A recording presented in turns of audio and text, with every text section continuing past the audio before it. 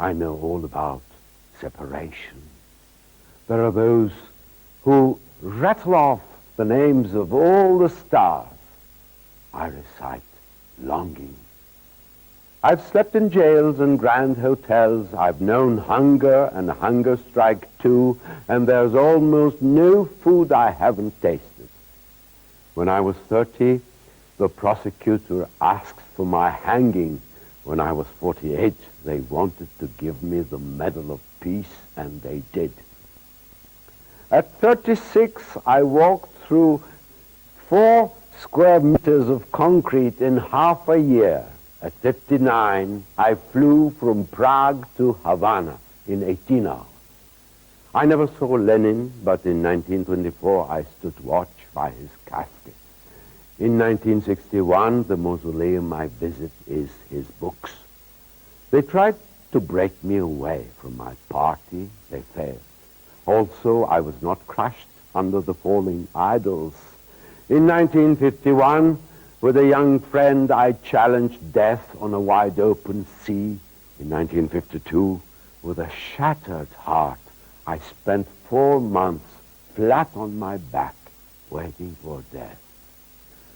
I was madly jealous of the women I loved. I didn't even envy Charlie Chaplin a little bit. I deceived my women. I never talked behind my friends' backs. I drank, but not every night. I always earned my bread money with the sweat of my brow, and I'm so happy about that. For Nazım Hikmet, living was a serious affair, an art, a devotion to altruistic ideals, to love. You have to live with great seriousness, like a squirrel, for instance. That is to say, without expecting anything outside or beyond living, which means you must devote yourself fully to living. You have to take living seriously in such a way and to such an extent that, for instance, your hands tied behind you, your back to the wall, or wearing thick spectacles and a white robe in a laboratory.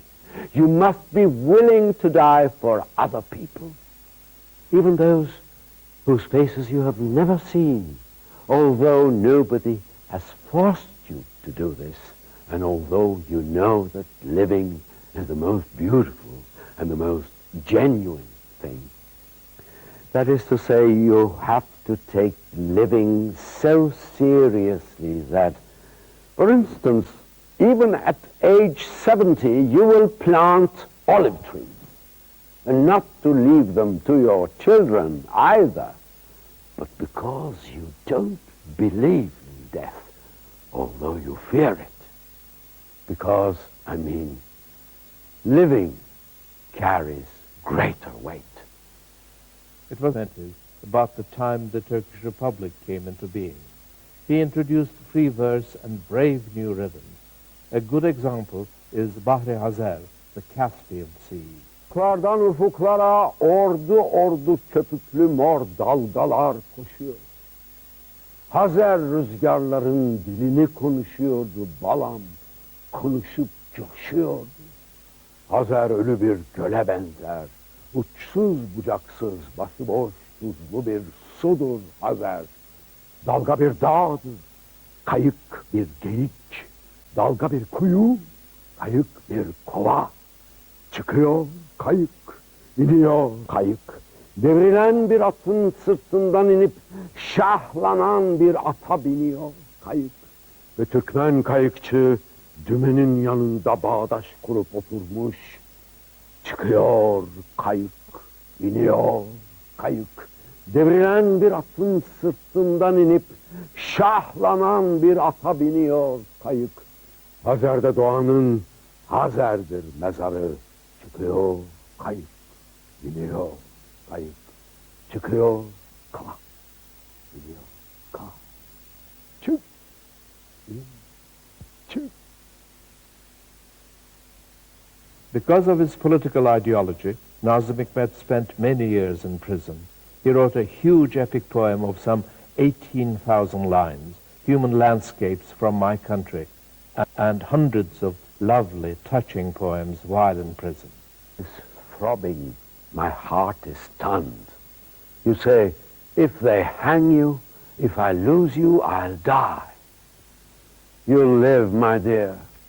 My memory will vanish like black smoke in the wind. Of course you'll live, red-haired lady of my heart.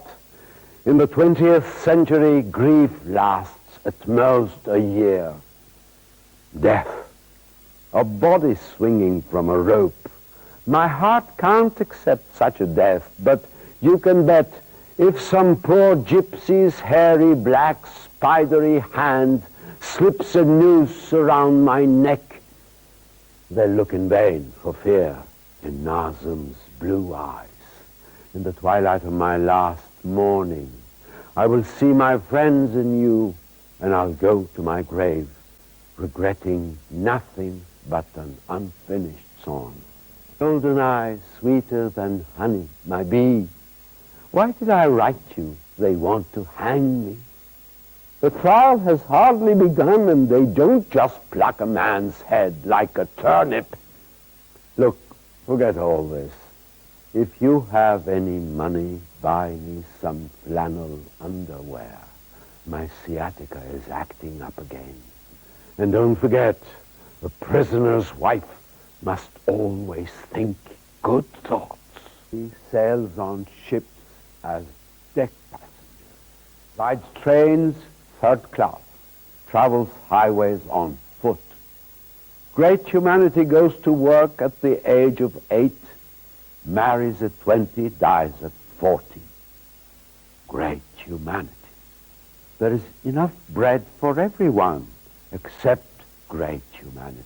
Rice too, same with sugar and cloth, books as well. There is enough of them for all except great humanity. There is no shadow on the ground of great humanity, no lamps in its streets, no pain in its windows, but great humanity has its hopes. There can be no life without hope. Your hands, dignified as tones, sad as songs sung in prison, clumsy and heavy as beasts of burden. Your hands, like the cross faces of hungry children, light and nimble as bees, heavy as milk-laden breasts, brave as nature. Your hands, hiding their friendly softness under their rough skin. This world does not depend on ox horns. Your hands hold up the world. Mankind, oh my people, they feed you on lies, although you're hungry and in need of feeding with meat and bread, not having eaten your fill even once from a white tablecloth. You flee like refugees from this world where every branch bears fruit. Mankind, oh my people, Asians, Africans, Near Easterners, Middle Easterners, Pacific Islanders, and my fellow countrymen. That is more than 70% of all people.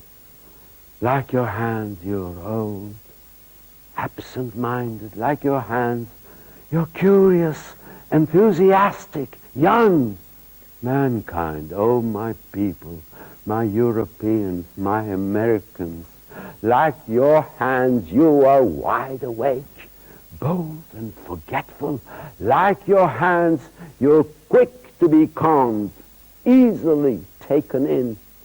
Mankind, oh my people, if the radio tells lies, if the press tells lies, if books tell lies, if posters on the walls, ads in the columns tell lies, if the naked calves of girls on the white screen tell lies, if prayers tell lies, if lullabies tell lies, if dreams tell lies, if everyone and everything you lived by apart from your hands tell lies, it's so that your hands may be malleable as moist clay, your hands be blind as darkness, your hands be dumb as a sheepdog, so that your hands may not make revolution.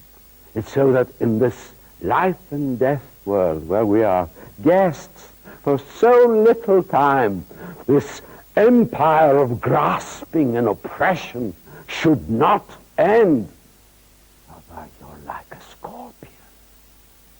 a scorpion in a cowardly darkness.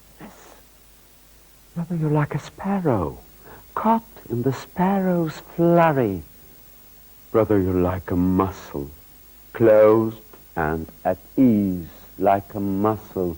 And brother, you are terrifying, like the mouth of an extinct volcano. What a pity you're not one or five. There are millions of you. Brother, you're like sheep.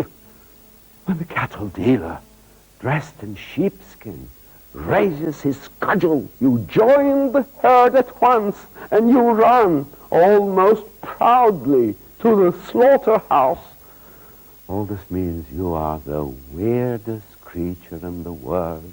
You're even stranger than the fish that knows nothing of the sea, although it swims through it. And this tyranny in the world is all because of you.